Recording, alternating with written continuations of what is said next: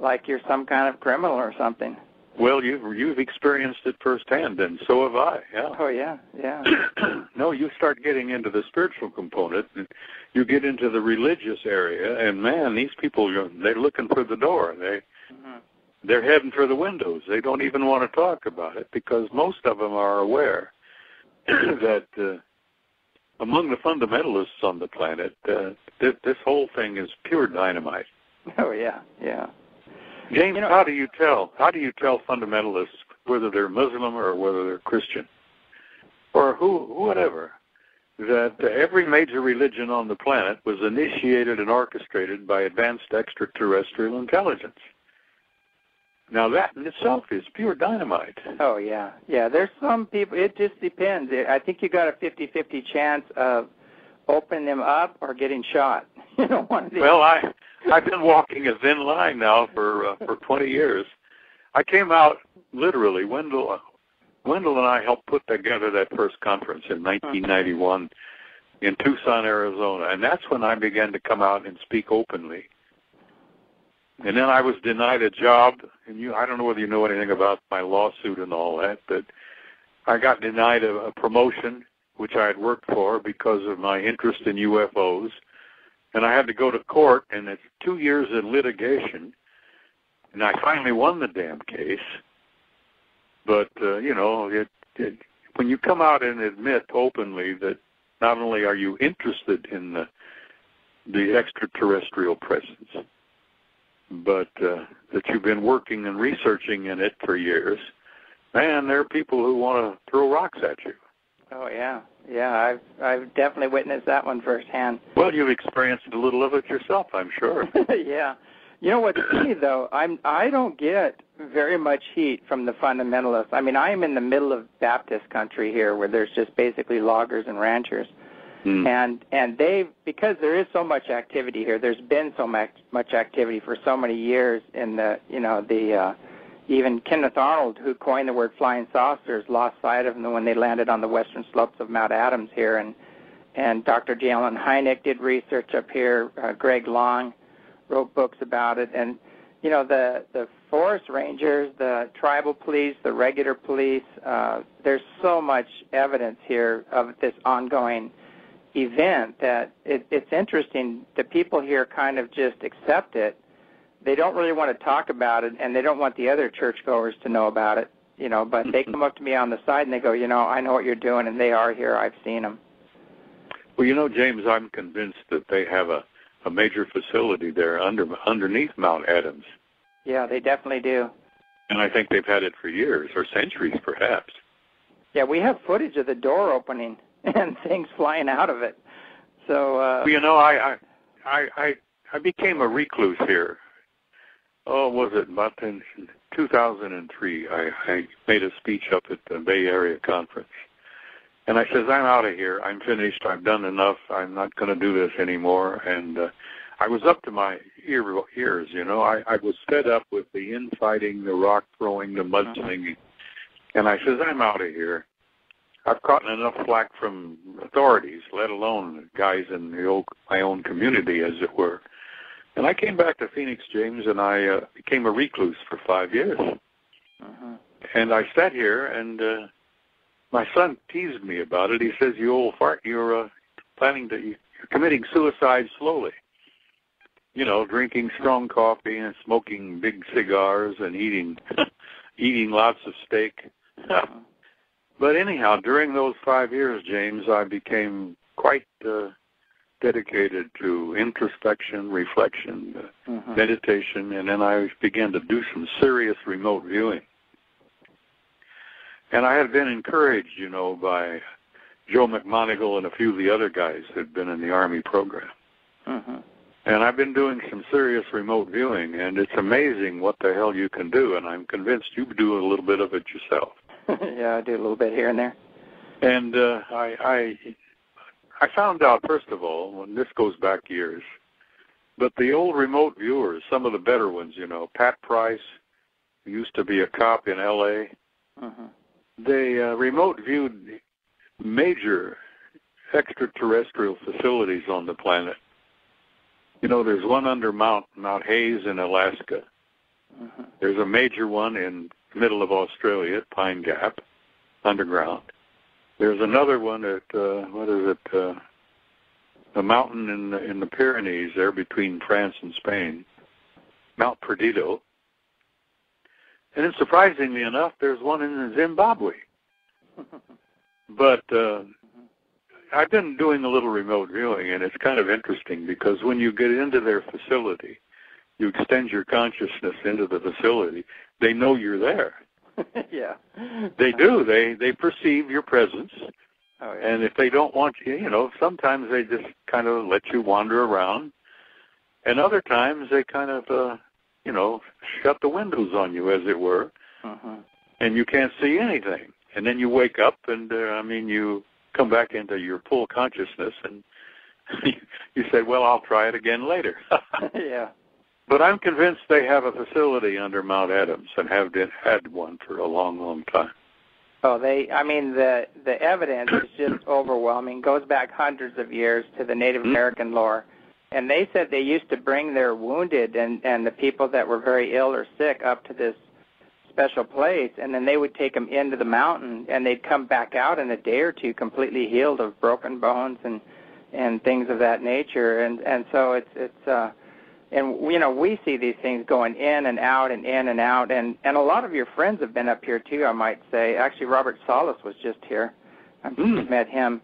Oh, I know. Well, yeah. Yeah, and he got to watch them fly around the mountain, and this massive light just flying all over the mountain, and he saw them fly over us and power up and do their little display. So he got to see firsthand. He was here. We had one clear night, and it was kind of half in and half out of clouds, so we couldn't see a whole lot that night when he was here. But he said, I'm definitely coming back, Well, they definitely got a program, and they're trying to enlighten us gently, slowly, carefully, with a non-threatening kind of thing. And, you're going to be seeing more and more of them hovering over airports and cities. And you're going to be seeing bigger ships. I've been speaking out pretty bluntly here for a number of years, and I've been showing some NASA photographs. And I've got a photograph from NASA taken by Apollo 13 when they were on their way to the moon that, my God, there's heavy traffic out there, James. Yeah.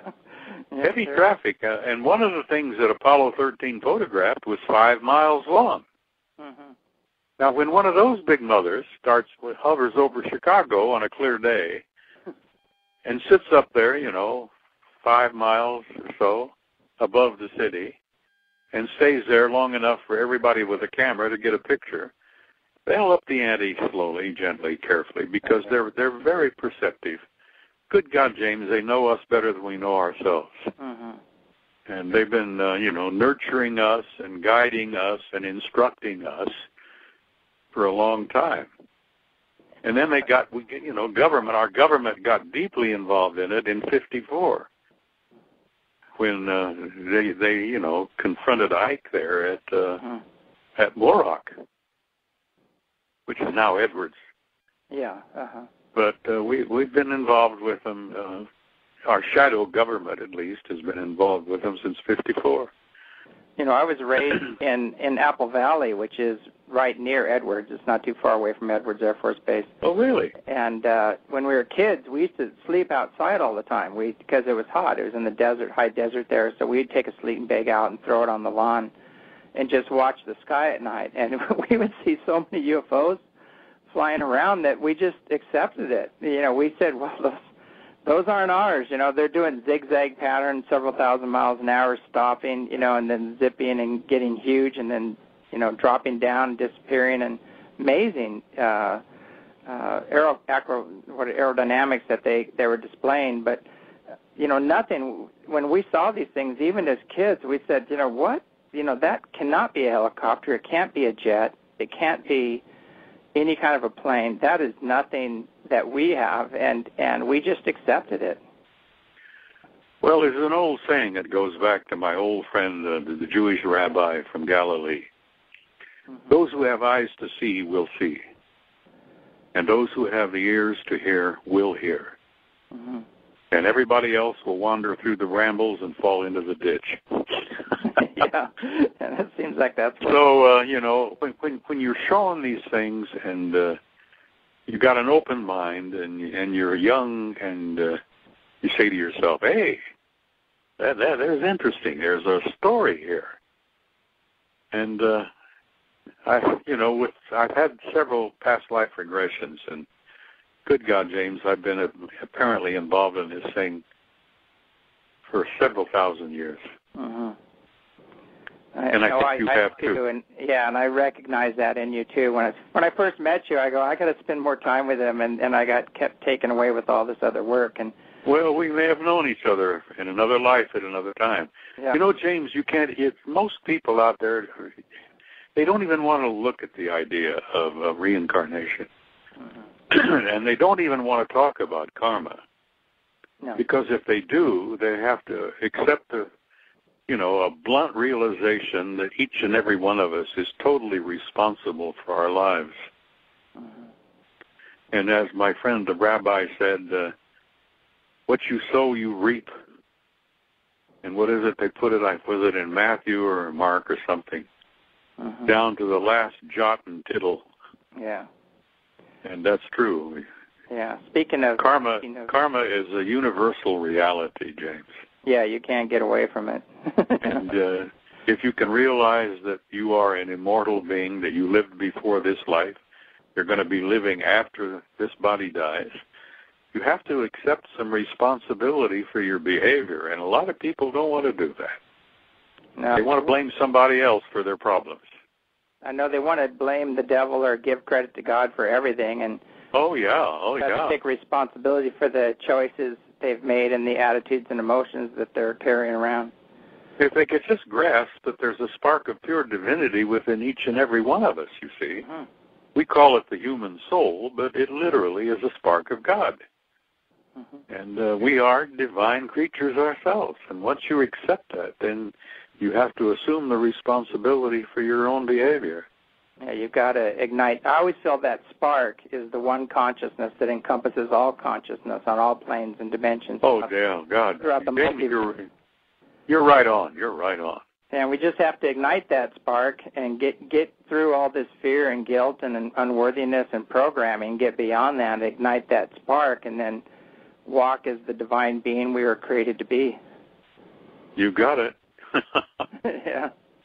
But, I mean, I'm not telling you anything you didn't already know. But well, you always struck me, as I said, first time I ever met you, I recognized you. You were an old soul.